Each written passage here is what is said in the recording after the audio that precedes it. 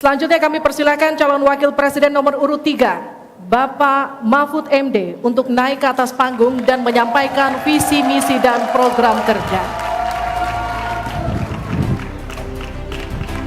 Pak Mahfud, waktu Bapak 4 menit. Kami akan mulai ketika Bapak mulai berbicara. Silakan. Assalamualaikum warahmatullahi wabarakatuh.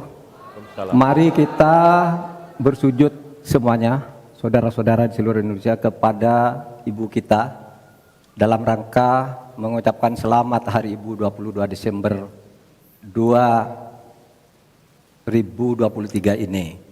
Dan sesudah ini kita lanjutkan pengabdian kita kepada Ibu Pertiwi. Ada yang bertanya kepada kami, mungkin tidak Anda mentargetkan mendapat pertumbuhan ekonomi 7% di dalam 1 tahun, karena di dalam sejarah reformasi tidak pernah sampai tumbuh sebanyak 7%. Dulu hanya itu dicapai pada tahun 89 sampai 91 di era Orde Baru. Lalu pertanyaan itu saya sampaikan kepada beberapa orang ahli, lalu mereka mengatakan hanya karena kebodohan kita ini tidak bisa menaikkan pertumbuhan ekonomi menjadi 7% karena kita ini kaya raya dengan sumber daya alam dan sumber daya manusia yang hebat.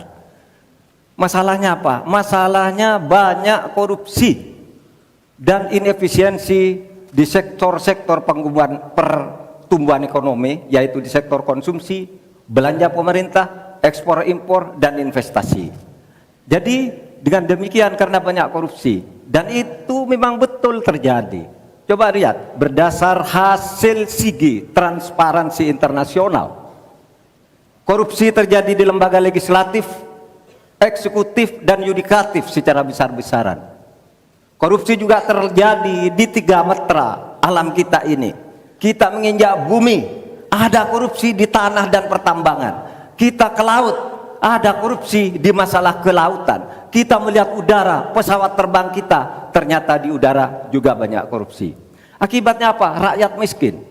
Saya ketemu dengan seorang bernama Teddy dan Joni di Padang, seorang atau 2 orang pegawai angkutan perusahaan truk, menyatakan tidak pernah bisa mendapat subsidi minyak yang disediakan oleh negara karena tidak pernah sampai di korupsi.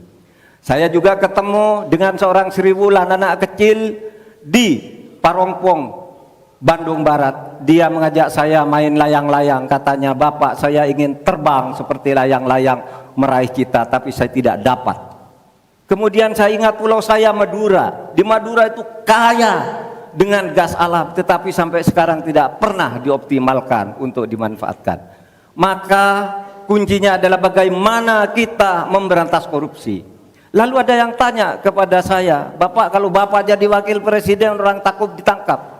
Saya panggil para ekonom dan para pelaku usaha, "Apa betul Anda takut kepada saya kalau saya wapres?" "Tidak, Bapak, justru kami perlu seorang penegak hukum seperti Bapak. Karena apa? Kami kalau mau investasi di Indonesia ini diperas, mau berusaha ini diperas. Kalau kami bayar padahal diperas, lalu ketahuan kami ditangkap, katanya kami menyuap." Itulah Indonesia ini pada saat ini. Oleh sebab itu, saudara sekalian, kita harus lawan korupsi. Menimbang istilah anak muda, "Hai koruptor, kutabrak kau.